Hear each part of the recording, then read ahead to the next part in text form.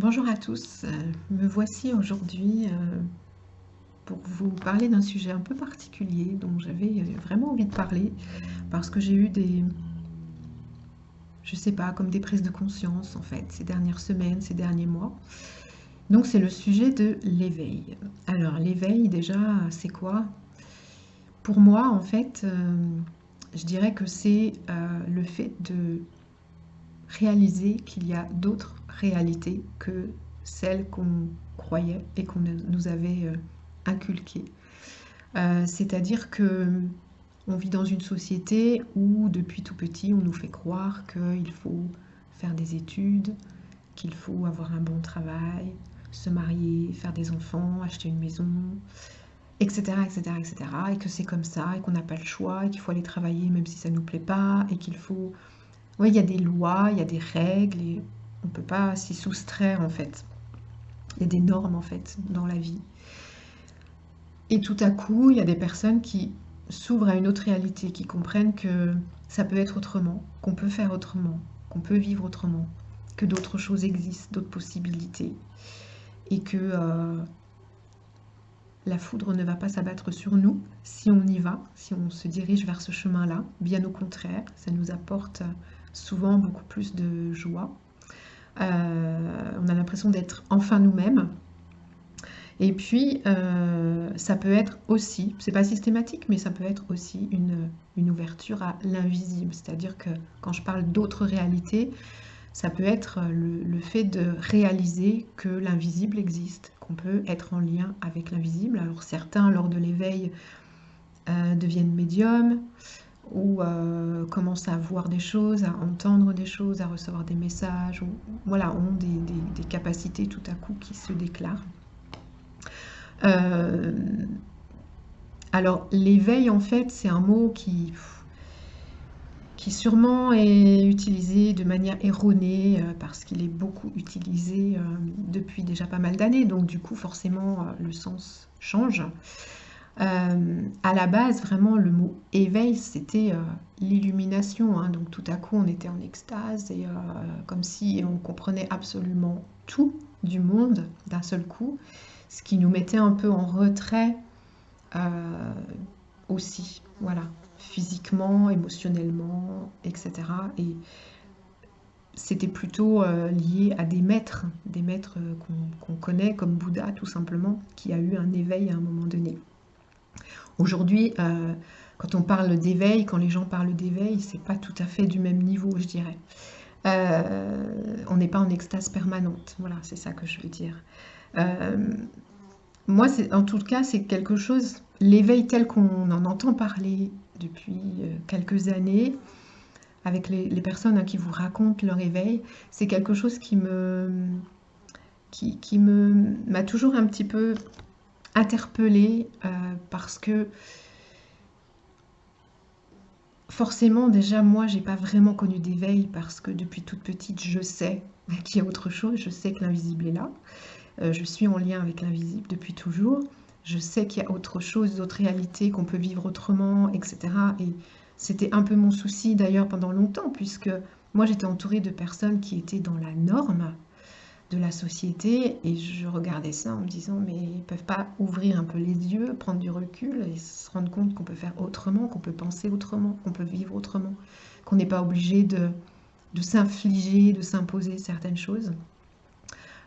C'était assez difficile pour moi en fait parce que j'étais obligée d'être dans cette norme, dans ce cadre alors que je n'y étais pas bien du tout et que moi je savais qu'il y avait d'autres choses.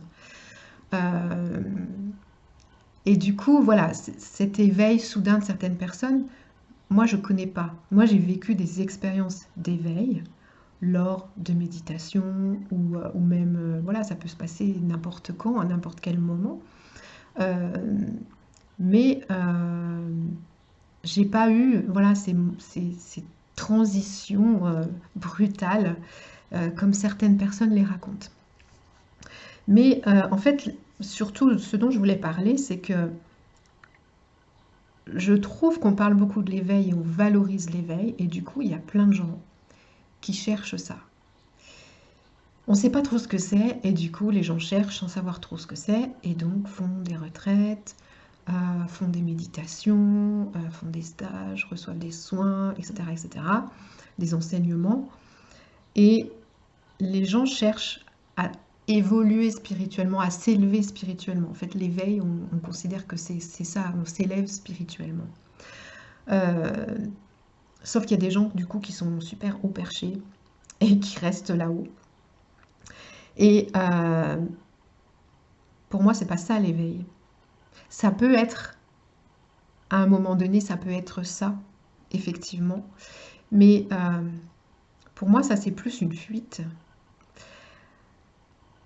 En fait, il y a beaucoup de gens qui cherchent l'éveil, parce qu'ils cherchent à fuir ce monde matériel dans lequel on vit, cette terre, cette incarnation. Parce que la vie est trop dure, parce que ça ne va pas, parce que ça ne leur plaît pas, parce qu'ils ont une vie qui ne leur plaît pas, parce qu'ils ont des expériences de vie difficiles et qu'ils s'imaginent qu'en allant là-haut, mais ça va être bien mieux. Sauf que quand on est là-haut, bah non, c'est pas terrible en fait.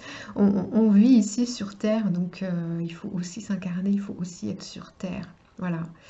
Et en fait, ça rejoint finalement des habitudes que plein de gens ont, c'est-à-dire que quand on fait la fête, on s'échappe, quand on boit, on s'échappe, quand on fume, on s'échappe.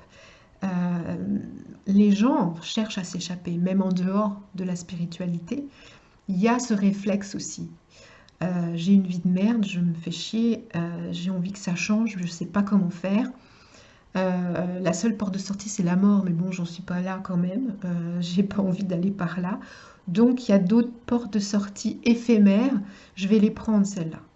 Donc, je fume, je bois, je fais la fête, ou je vais faire des retraites et je vais me mettre à jouer du tambour ou je sais pas quoi, parce que c'est pour moi une porte de sortie vers quelque chose qui est vachement plus sympa que ce que je vis là sur Terre. Je pense qu'en fait, on fait complètement fausse route parce qu'à partir du moment où on est incarné, ça veut dire qu'on est dans un corps sur cette terre avec les pieds sur la terre. On ne peut être véritablement bien, je vais dire heureux, que si on est véritablement dans ce corps avec les pieds sur terre. Voilà. Donc on peut être connecté là-haut sans problème si on est bien connecté en bas. D'ailleurs, on est beaucoup mieux connecté là-haut si on est bien connecté en bas. Et il y a beaucoup trop de gens qui partent là-haut dans les étoiles sans avoir les pieds sur terre. Et ça peut être dangereux carrément pour certaines personnes, parce qu'il y a des gens qui ne redescendent pas, hein, ça devient compliqué. Et puis, la vie, elle n'est pas facilitée. Ça, c'est une illusion, c'est-à-dire que c'est exactement voilà, comme les gens qui se droguent, donc ça c'est une fuite, hein, vraiment. C'est-à-dire que tant que vous êtes sous les effets de la drogue, bah, vous êtes bien, vous êtes sur votre nuage, mais à un moment donné vous atterrissez et c'est extrêmement violent. Et c'est exactement la même chose avec toutes les pratiques spirituelles. Si vous êtes là-haut sur votre nuage en disant ouais l'argent c'est de la merde, la société c'est de la merde, etc., etc., le problème, c'est que vous êtes dans la société et que dans cette société, on a besoin d'argent pour vivre, pour manger, pour payer un loyer, etc. On a besoin d'un minimum de choses. Donc on a besoin aussi pour soi, on a besoin de créer des projets, d'avoir des envies, etc. Et si votre envie, c'est juste d'aller voir là-haut les étoiles et puis d'y rester le plus longtemps possible, ça peut pas aller. Enfin, dans ce que je vois autour de moi, les gens qui sont là-haut, ils sont pas bien. Ou les gens qui font des allers-retours sans arrêt, ils sont pas bien non plus. Donc, pour moi,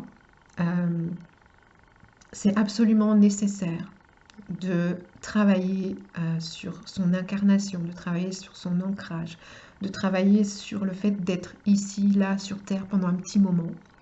Parce que cette terre, en fait, c'est un lieu d'expérience, d'apprentissage, de sensation. Et tant qu'on rejette tout ça, on ne peut pas être heureux. Voilà.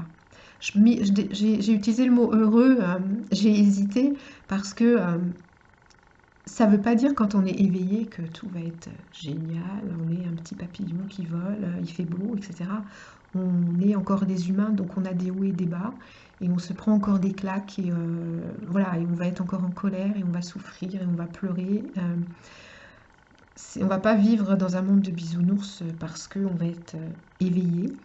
Mais par contre, si on est éveillé, c'est-à-dire qu'on est ouvert à d'autres réalités, mais qu'en même temps on a les pieds sur terre vraiment, et que du coup cette expérience de la terre nous donne une sécurité, une force, une détermination, nous permet de nous réaliser, de réaliser des projets, d'être dans le moment présent. Parce qu'en fait c'est ça, si on est incarné, on vit dans le moment présent.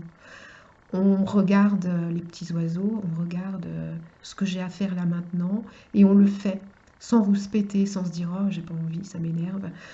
On le fait d'une autre façon, donc du coup c'est beaucoup plus simple, c'est beaucoup plus facile, c'est beaucoup plus fluide, et il n'y a plus de conflit intérieur en fait. Donc le fait d'être éveillé, dans le sens d'être ouvert là-haut, connecté là-haut, mais on est en même temps connecté en bas, nous permet vraiment d'atteindre peut-être le vrai éveil, c'est-à-dire le fait de vivre quelque chose où on profite de chaque instant.